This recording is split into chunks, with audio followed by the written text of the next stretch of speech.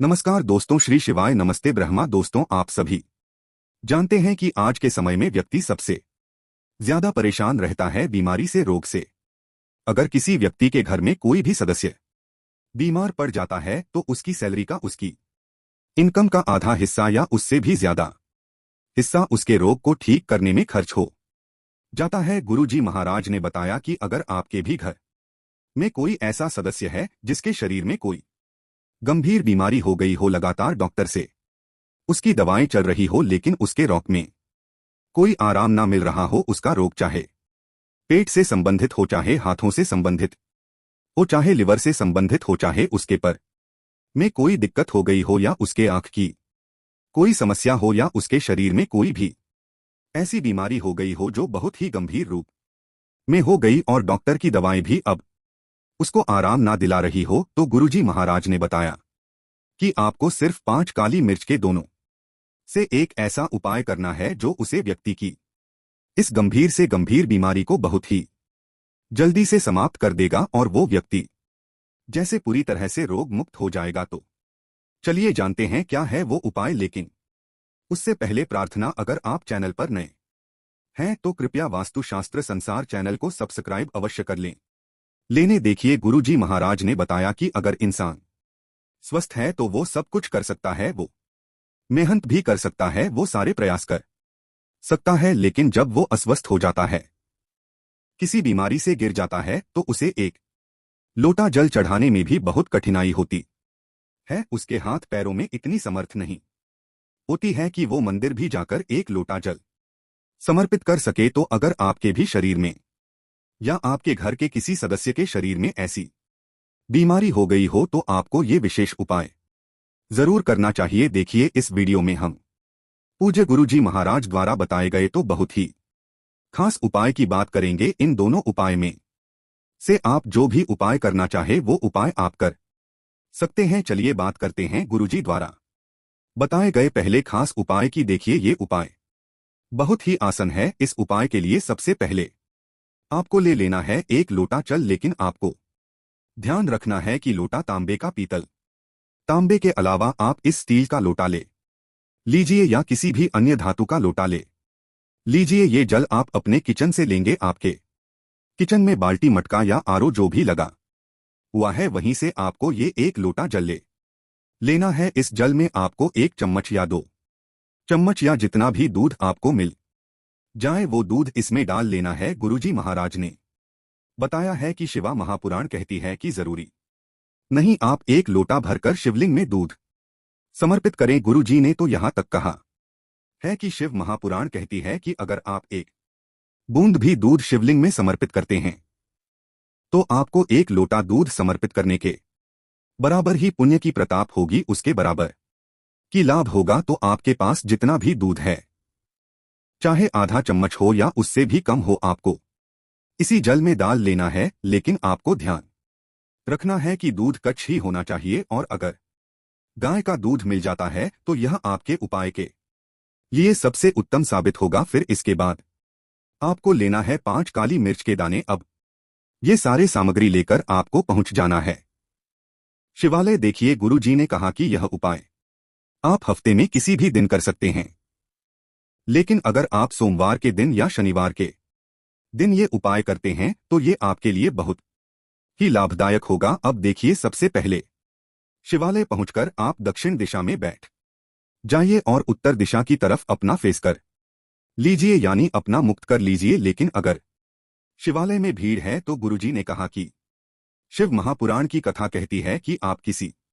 भी दिशा में बैठकर शिवलिंग की पूजा प्रार्थना कर सकते हैं। अब जो आप 5 काली मिर्च के डेन लेकर आए हैं उनको एक एक करके इस 1 लोट जल में डाल देंगे। श्री शिवाय नमस्तुए नमस्ते का जप करते हुए एक एक करके 5 काली मिर्च के डेन इस जल में डाल देना है।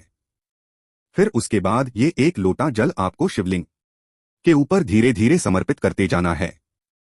गुरुजी ने बताया कि जल को इतनी धीरे समर्पित करना है कि जल समर्पित करते समय आप कम से कम 11 बार श्री शिवाय नमस्तुब्बा मंत्र का जप जरूर कर ले। और जल समर्पित करते समय आपको एक बात और ध्यान रखना है कि ये लोटा शिवलिंग टच नहीं करना चाहिए। गुरुजी ने अभी अपनी शिव महापुराण की कथा में बताया है कि जी लोट से आप जल समर्पित करते हैं वो लोटा शिवलिंग में टच नहीं करना चाहिए और आपके हाथ के नाखून जो भी शिवलिंग में टच नहीं करने चाहिए। इन दोनों बातों का आपको बहुत ही विशेष ध्यान रखना है। अब देखिए, ये जल समर्पित करने के बाद आपको शिवलिंग के सामने बैठकर अपने जीवन में चल रही समस्या को, अपने जीवन में चल रहे दुख को, अपने जीवन में चल रहे रोग को, बीमारी को दूर करने के लिए महादेव से प्रार्थना करनी है। गुरुजी ने बताया कि जब आप जल समर्पित करेंगे तो आप 2-4 बार या 5 बार कुंडकेश्वर महादेव का नाम भी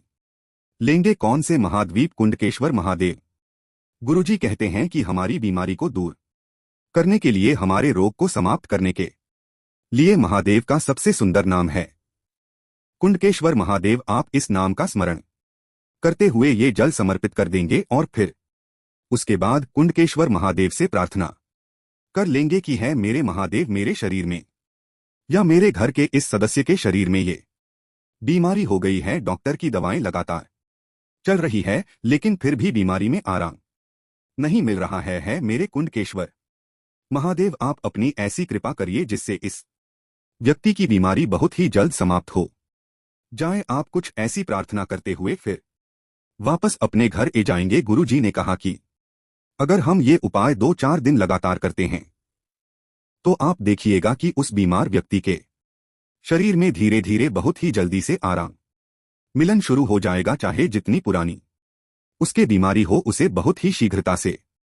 रोग में आराम मिलन शुरू हो जाएगा। अब इसके बाद बात करते हैं गुरुजी द्वारा बताए गए दूसरे बहुत ही खास उपाय की। देखिए, ये दूसरा उपाय उन लोगों को करना है जिनके शरीर में कहानी पर भी कोई दर्द बना राहत है, चाहे उनके सर में दर्द बना राहत है या फिर उनकी आंखों में दर्द बना राहत है या फिर उनके पेट में दर्द बना राहत है और या फिर उनके हाथ पर में दर्द बना राहत है, यानी शरीर के किसी भी अंग में अगर दर्द बना राहत है तो ये उपाय आपके लिए रामबन साबित होने वाला है। देखिए, इस उपाय के लिए आपको ले लेना है 1 लोटा जल। सबसे पहले आप 1 लोटा लेंगे, उसे लोट में आपको इत्र डाल लेना है। इत्र आपको किसी भी पूजन सामग्री वाली दुकान से बहुत ही आसानी से मिल जाएगा। आपको 5 रुपए, 10 रुपए या 15 रुपए की छोटी सी बोतल बहुत ही आसानी से मिल जाएगी। ये इत्र लेकर आप सबसे पहले 1 लोट में डाल लेंगे। आप 2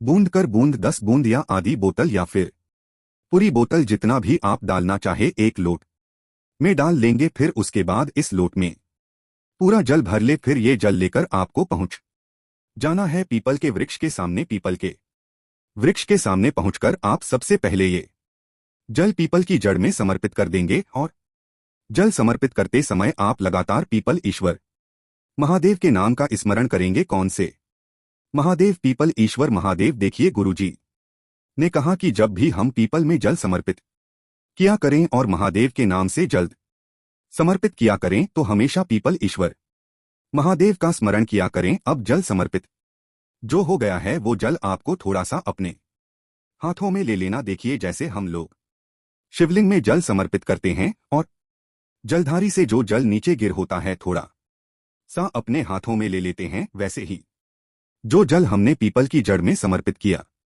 है, थोड़ा सा जल वहीं से हम लेंगे, नीचे से उठा लेंगे। जितना भी हमें मिल जाए, 1 बूंद, 2 बूंद कर बूंद, 10 बूंद, जितना भी मिल जाए उतना उठा लेंगे। और अगर खुद के शरीर में कोई दर्द बना रहता है तो यही जल पिपलेश्वर महादेव का नाम लेते हुए अपने शरीर के उसे अंग में लगा लेंगे और पिपलेश्वर महादेव से उसे दर्द को दूर करने के लिए प्रार्थना कर लेंगे। या फिर घर का कोई सदस्य है जिसके शरीर में कोई दर्द बना राहत है, उसे व्यक्ति के शरीर के उसे भाग में लगा देंगे और पिपलेश्वर महादेव से उसके दर्द को दूर करने के लिए प्रार्थना कर लेंगे। बस आपको ध्यान रखना है कि ये उपाय आप 2 दिन लगातार करेंगे। आपको यह उपाय रविवार के दिन नहीं करना है, सोमवार से लेकर शनिवार के बीच में आप यह उपाय किन्हीं भी 2 दिन लगातार कर लेंगे। तो दोस्तों, ये थे पूज्य गुरुजी द्वारा बताए गए 2 बहुत ही विशेष उपाय। अगर आपको जानकारी अच्छी लगी हो तो वीडियो को एक लाइक अवश्य करें। मिलते हैं फिर एक नए वीडियो के साथ। श्री शिवाय नमस्कार।